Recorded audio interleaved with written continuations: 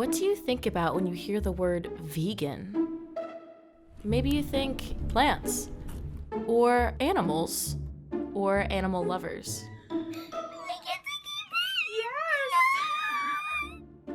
What about celebrities? I'm vegan. Oh, well, that's wonderful. Congratulations. I am also vegan. One of the most common stereotypes about vegans is that they're always screaming about it. I'm vegan. All right. I'm vegan. It's not food! It's violence! What? Yeah, and there's animals dying. I'm not going to turn it off. It's not food! It's violence! You care about this horse? Stop harassing people! But I wonder if all those stereotypes and screaming, they had a point. A vegan is a person who does not eat animals or animal byproducts.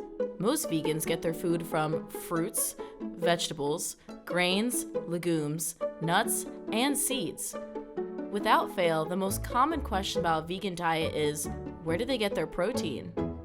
If I had $1 for every time somebody asked me, where do I get my plant-based protein?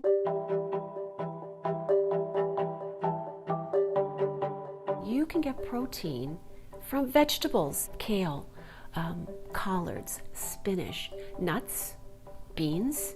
So you can get it from tofu, from tempeh. They're all high in protein. In America, we grew up being told that in order to have muscle and energy, we need to eat protein from animals. Meat is one of the few foods that has complete protein, providing the full complement of amino acids that we must have. But studies have shown that having an overabundance of protein doesn't actually do you any good. Carbohydrates and fats are stored in the body. You can store them. Protein, you can't. If you don't use all the protein, your kidneys and your liver become very overburdened and taxed. They don't know what to do with all the protein. So your body starts leaching calcium from your bones to neutralize this animal protein. Adopting a plant-based diet has also been linked to other major health benefits. So if you're adopting a plant-based diet, you're going to find out as soon as you start eating more vegetables and more grains and obviously less animal, that aches and pains and inflammation are going to go away. Your skin's going to clear up. You're going to have an overall better feeling in your body. And then when you go to the doctor and you get your blood work done, you're going to find that things have changed a lot. In 2002, the Adventist Health Study found that between vegans, vegetarians, and meat and dairy eaters, vegans had the lowest body mass index average. They also found that vegans had the highest reduction of risks to having certain cancers. All of this data combined show that the death rate significantly lowered for vegans, showing that 15% reduction in risk of early death. Reduction in risks of major diseases aren't the only benefits that a plant-based diet can offer. Making this switch can impact others, not just yourself. We have to start thinking that what we're putting into our bodies is really affecting our environment, our bodies, and other beings. So if we could eat vegan and not hurt animals, then we should do that. That's a really good way to go.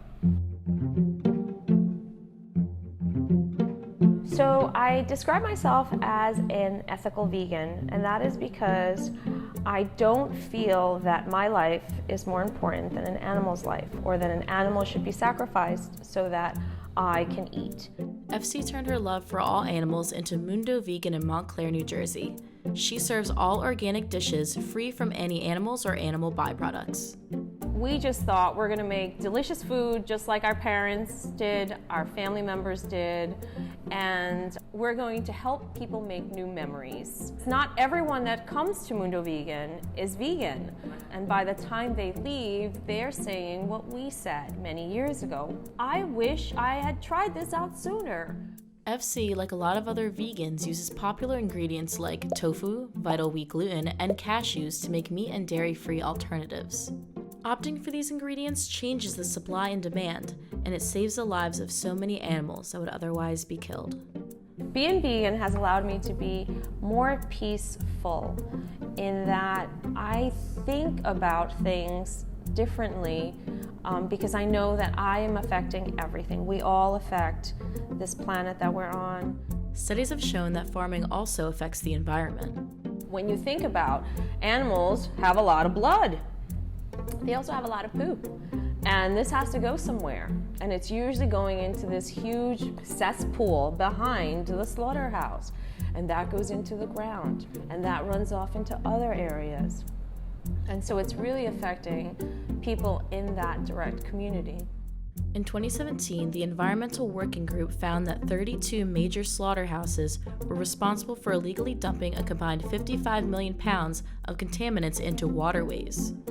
Nitrogen, phosphorus, and ammonia, as well as organic materials like fat, grease, and manure, are found in these waters, and once they go airborne, they release carbon dioxide and methane, two major contributors to climate change. More recently, we've added so much carbon dioxide to the atmosphere, which is a known warming gas, heat-trapping gas, and we've seen changes in the climate that can't be explained by other variables. So industrial farming, the way to think about it is just farming on an enormous scale. People used to have their own farms, or they used to have chickens and small gardens, and that's really vanished in this area. To farm on a large scale, a lot of clearing of land happens, which contributes to global warming in terms of clearing forests and the impacts from that. There's calculations of how much water it takes and how much energy it takes to produce a hamburger, because you have to think about the land use, the water that it takes to produce the feed, to feed an animal, and then to raise that animal, and then to produce a hamburger. When you do the calculations, it's pretty stunning. In 2012, the Department of Animal Sciences did those calculations. The exact amount of water needed to produce a hamburger, which includes water to grow the crops, feed the animals, maintain the farm, and produce the meat, comes out to 460 gallons of water for one burger. Each burger also is calculated to use 13 pounds of feed. This equals a total of 4 pounds of carbon emissions per hamburger. To put this into perspective, out of all greenhouse gas emissions made by food on this earth, meat is responsible for almost half. And if you translate this into a vegan diet versus a non-vegan diet, non-vegans emit over 80% of all emissions from food. These emissions have already started to impact global climate change. We're seeing more extremes in storms. The hydrocycle is going to intensify, so we'll get more water, more rain, and we already see that in recorded data of rain through time. In 2013, the Cooperative Institute for Climate and Satellites found that rainfall has significantly increased in the Northwest since the 80s. They predict that if we continue the destructive path that we're on, we will see more and more intense changes in weather. So, what can we do?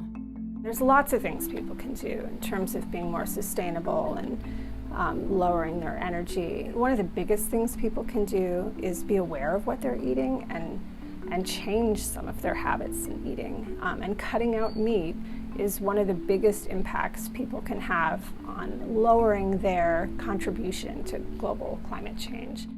Making a switch in your lifestyle doesn't have to be all or nothing to make a difference. There is power in knowledge, and there is power in choice. Knowing the impacts of a system that you're a part of is important. Adopting vegan changes in your day-to-day, no matter how small, will spark change. They'll change your life, the life of animals, and the life of our planet. Be aware, be mindful, and be kinder.